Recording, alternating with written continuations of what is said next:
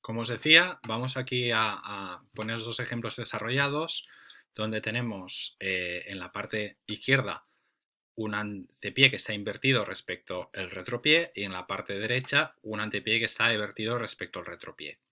En el caso de la inversión del antepié respecto al retropié, la discriminación que tenemos que realizar siempre es, una vez hemos puesto el pie en esa posición neutra de salida y vemos esta relación en inversión, si existe un antepié supinado o un antepié varo, ¿no? Que sería la principal discriminación que tendríamos que realizar, ¿no?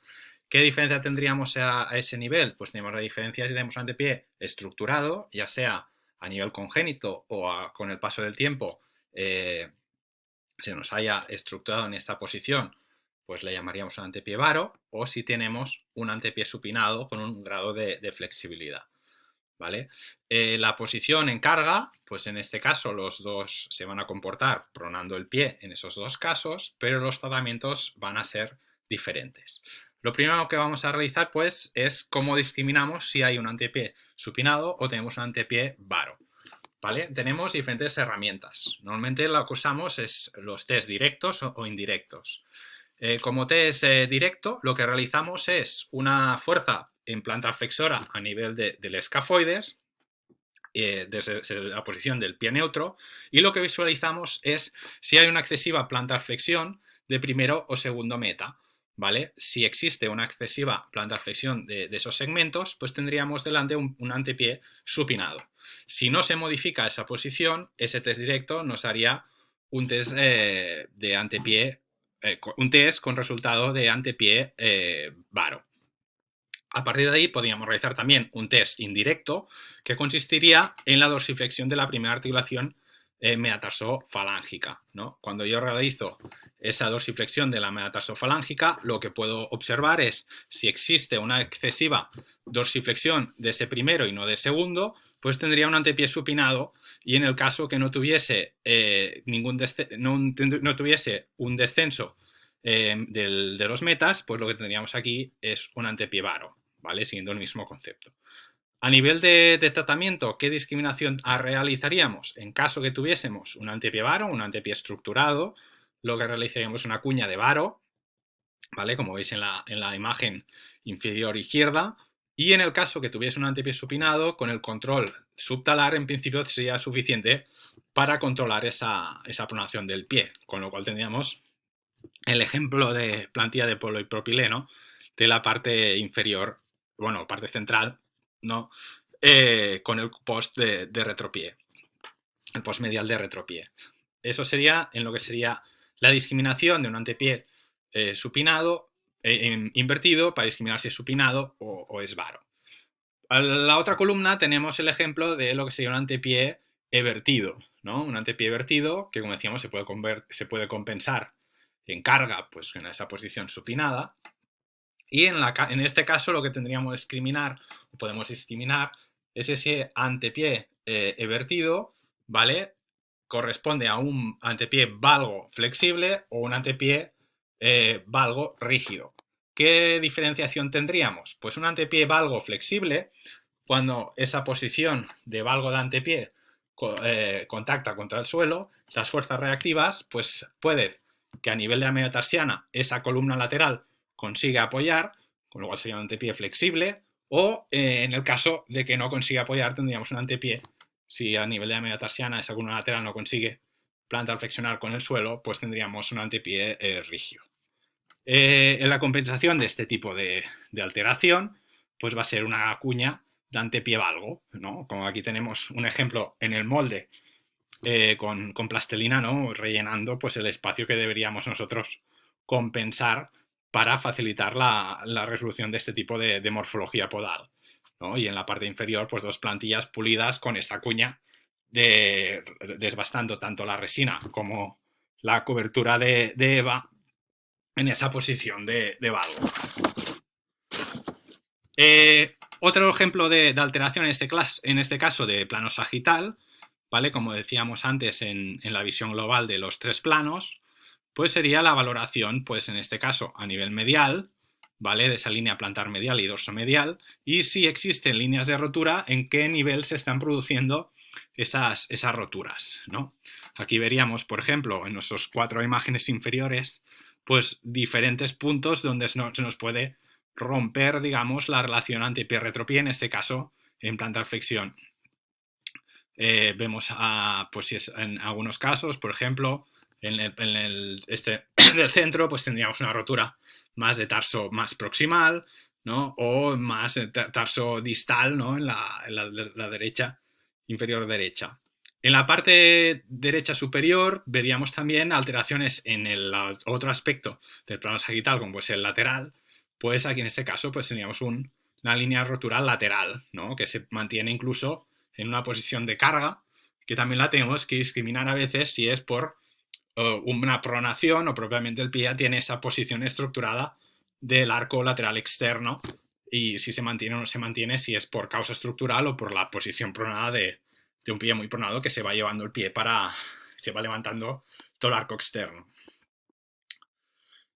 Compensaciones, en este caso, de alteraciones de plano sagital, la podemos realizar pues mediante un soporte plantar que lo que venga, o un zapato, recomendación de un zapato, que lo que tiene que cumplir, ¿no? Pues que haya esa compensación del conocido drop, ¿no?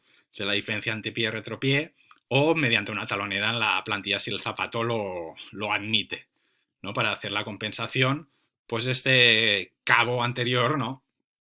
Que tenemos aquí presentado. En la línea de imágenes de abajo tendríamos una alteración más a nivel de una plantar flexión de la columna medial, con lo cual también veríamos en esas líneas de rotura, pues una rotura en la línea plantar medial y dorsomedial, pues no veríamos tanto a nivel plantar lateral.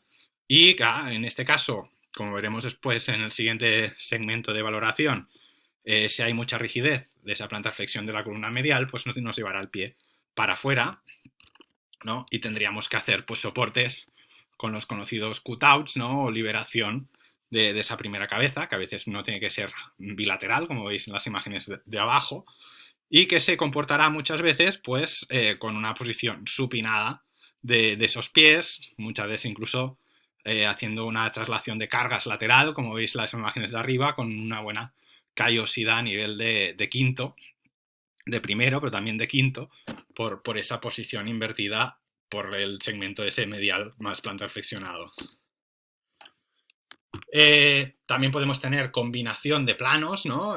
Como lo que conocemos como lo que es el cabo de columna lateral, como veis aquí en este ejemplo, donde tenemos una línea plantar lateral muy marcada, una plantar medial no tanto, y en el plano frontal lo que vemos es un cuarto y quinto más descendidos respecto primero, segundo y tercero, ¿no? Le digo lo que sería un cabo de columna lateral. ¿Cómo se comporta ese cabo en carga? Pues pronando evidentemente el pie, y en la secuencia de imágenes dinámicas inferiores pues veis que cuando ese pie caiga pues primero caerá el borde lateral y luego habrá una gran caída por también la distancia que tenemos respecto al eje subtalar en pronación de todo el antepié. Tratamiento en este caso que vamos a realizar pues sería compensando lógicamente los dos planos, ¿no? Si en el cabo anterior compensábamos la parte posterior respecto la anterior mediante poniendo un grosor, aquí además tendremos que hacer una acomodación de ese cuarto y quinto más descendido para que se mantengan primero, segundo y tercero a un nivel y cuarto y quinto en un nivel inferior. En este caso se ha utilizado pues esos EVAs, unos soportes de termoformado de EVAs de tridensité o tetradensités. Por último, también comentar, ¿no?, las alteraciones en plano transverso, ¿no? Muchas veces también nos va a dar posiciones dinámicas, ¿no? Que parece que mete los pies para adentro y no es un problema ni de un aumento de rotación interna femoral, ni es un problema de torsión tibial interna, las rodillas se ven bien y el pie va para adentro. Pues porque puedo tener también un aducto de pie, ¿no? Que también puede tener roturas a diferentes niveles, ¿no? Puede tener lo que llamamos un calcanoaducto, quizá menos común, pero que también puede estar, una articulación mediotarsiana aducta o el tarso menor aducto, ¿qué importancia vamos a tener en nuestros tratamientos? Sobre todo a la hora de coger los moldeados, hacer la plantilla, tendremos que conformar toda esta forma en aducción donde se precise. Si hacemos en este caso, un borde lateral de la toma de medidas del pie recto, pues va a ser un fracaso porque no se va a adecuar a la forma del pie. Vale, relacionando con lo que estábamos comentando hasta ahora, siguiente punto que vamos a valorar va a ser la posición y el rango de movimiento tanto de primero como de quinto.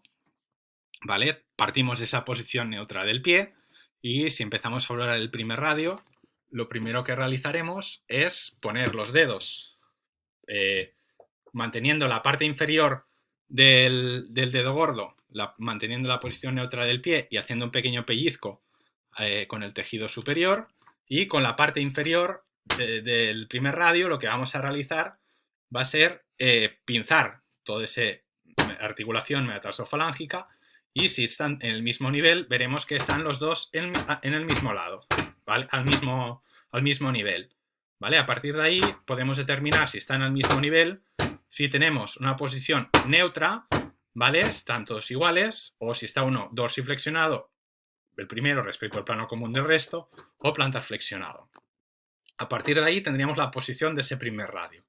Lo mismo podemos realizar si tenemos un rango que es más o menos 1 centímetro en dorsiflexión y 1 centímetro en plantar flexión, ¿vale? Tendríamos esos dos conceptos. Si cambiamos la posición de manos, podemos hacer lo mismo en quinto, de primero a cuarto, lo que sería el plano común, respecto al quinto radio. Mediríamos posición y mediríamos rango de movimiento, ¿de acuerdo? Tenemos medidores con goniometría, tenemos los daditos, si queréis, para valorar cuántos milímetros tenemos de plantar flexión, dorsiflexión. Normalmente en quinto veréis que por la adaptación al terreno tenemos más dorsiflexión que plantar flexión, tenemos un rango para absorber ese contacto lateral del pie, ¿vale? Y el resultado de este tipo de test lo que nos va a poder determinar si tengo, por ejemplo, un plano común un plano común. El plano común de los dedos respecto al primero está dorsiflexionado y no tiene rango en plantar flexión, pues podría determinar un diagnóstico de un primus elevatus, ¿no? Una dorsiflexión rígida de primer radio, o al revés, si tengo un primer radio plantar flexionado el primero respecto al plano común del resto, lo que podría tener allí es un primero plantar flexionado, que si consigo superar el plano común en lo que es el rango, tendría una planta flexión flexible, ¿no? O incluso podría ser incluso hipermóvil, con lo cual me va a dar una posición pronada de ese pie en el suelo, o podría llegar al plano común y no llegar a dorsiflexionarse desde la posición de plantar flexión, o podría ser inmóvil, no conseguir dorsiflexionar nada y tendría un primero plantar flexionado rígido, lo que me daría una posición supinada en principio del pie en el suelo si no hay otra compensación. Si tengo un sistema de clasificación tanto en posición y rango de lo que son de primer y quinto radio. Aquí tendríamos algunos ejemplos, ¿no? En la parte superior izquierda, pues aquí teníamos un quinto plantar flexionado rígido totalmente, que concentra la carga y la lateraliza, la medializa, porque no tiene ningún tipo de capacidad de absorber ese borde lateral del pie. En la parte central tenemos lo que sería un primero dorsiflexionado rígido, que muchas veces también puede ser consecuencia de una cirugía. En la parte inferior veríamos una plantar flexión, propiamente, que aquí faltaría determinar si es rígida, semirrígida o flexible.